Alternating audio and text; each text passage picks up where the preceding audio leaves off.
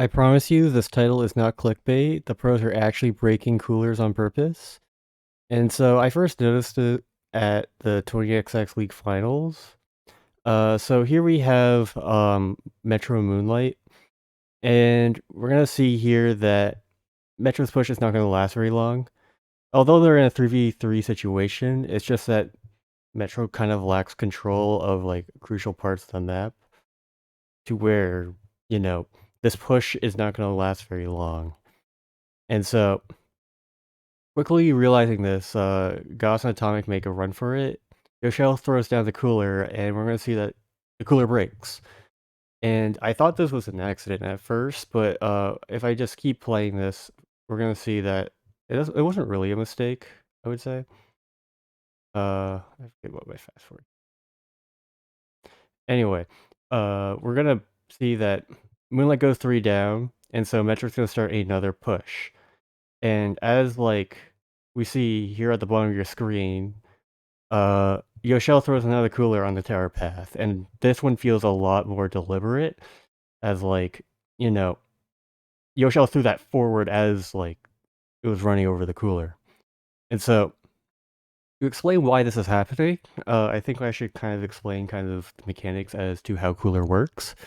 So first of all, we see that when I throw the cooler, that the special meter in the top right is slowly draining. And while it's draining, you cannot paint for another cooler. It's kind of a way to just kind of mitigate special spam. Like, it's the game's way of saying you can't just farm 12 coolers a game just by painting the map over and over again. Like, a couple of other specials have it. Like, I know Storm has it, Missiles have it, Bubble has it. I think Wavebreaker has it. I could be wrong, but the general idea is that they try to mitigate special spam by putting these cooldowns on certain specials. So you just can't spam them over and over again and have them like every 15 seconds. And so how the tower comes into play is if I throw the cooler on the tower path and the tower runs it over, you'll notice in the top right, once again, that when the tower runs it over, my special meter instantly depletes. And so what that means is I can get another cooler a little bit faster, right? Any second I shave off of the cooldown is like a second earlier that I can build another cooler, essentially, right?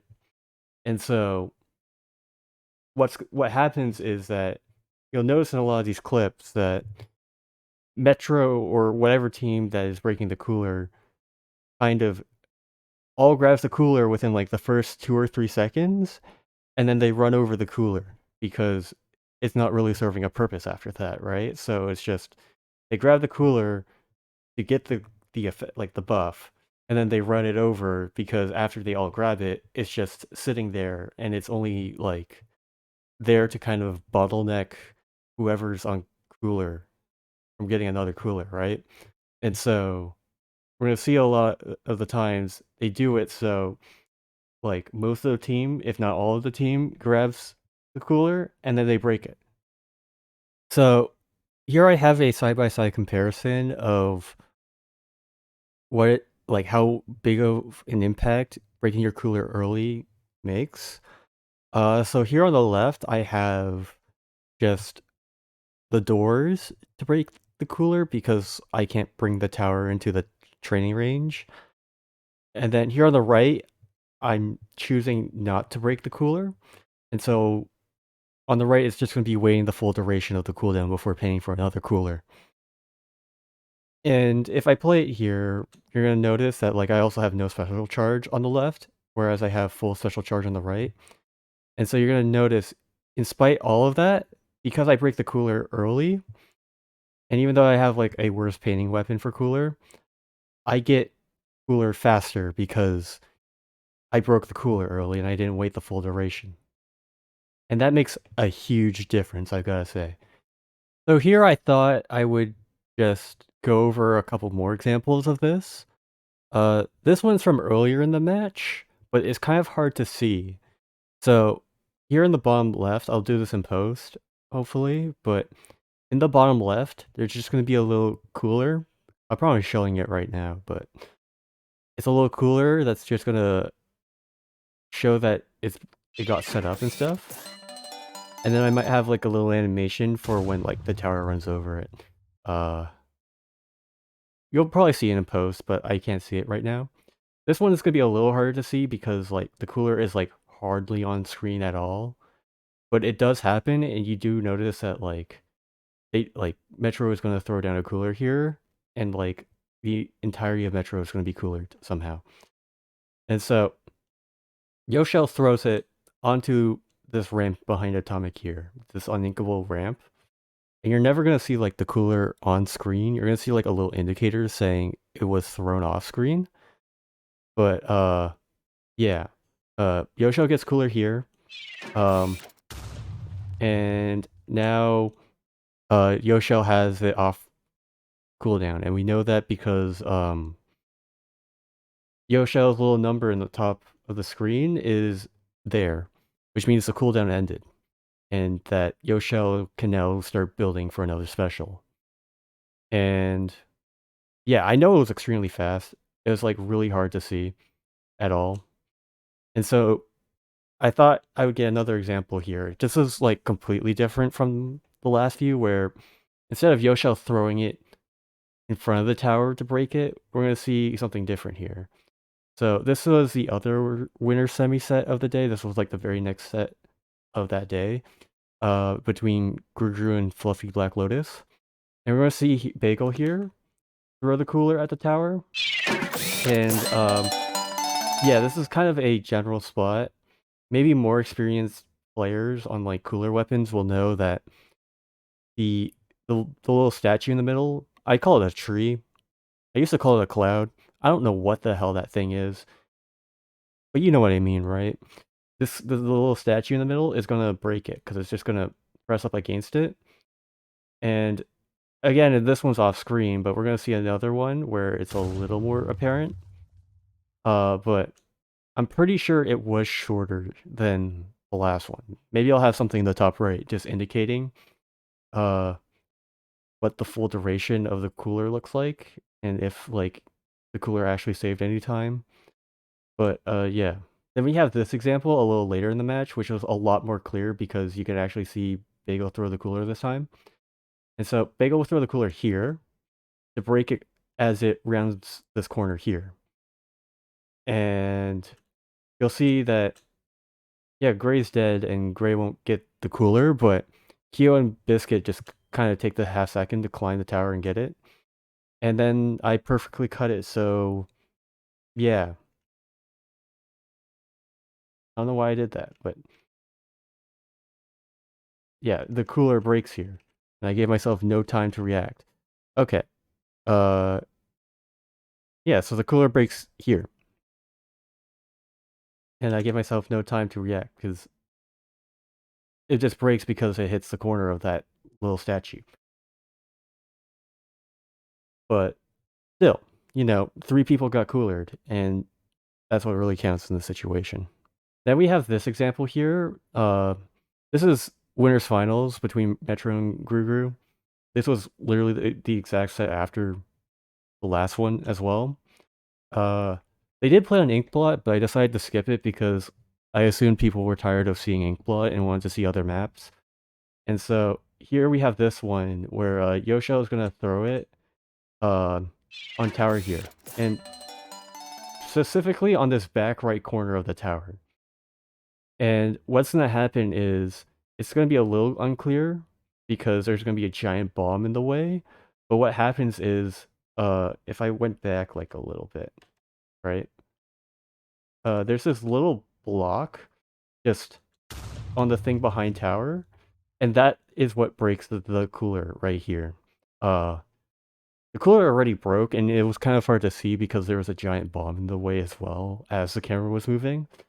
But like, when did Yoshell throw the cooler? It was like at like 241, I want to say. Like, it's like right here. Yeah, right here. So 241, Yoshell throws the cooler. Everyone grabs it, and then the cooler breaks. Here. So the cooler was up for like 5 seconds. The cooldown for like Tacticooler is 10. And so Yoshell saves like 5 seconds and can start farming a cooler 5 seconds faster.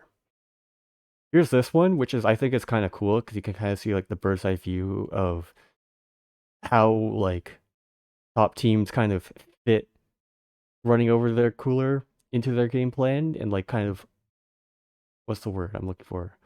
Like fluidly integrate it into like the game state, if that makes sense. And just like not for like they don't force their cooler breaking. Like they don't force the cooler to be broken. It's a lot more deliberate and it's deliberate in a way that doesn't disrupt the flow of what everyone else is doing. And so, yeah, Zenith joins in. They're all bundled up in mid. Uh, it's a little hard to see, but in the middle there, you see Yoshel throw the cooler right on the tower path. It's that little gray thing in the middle.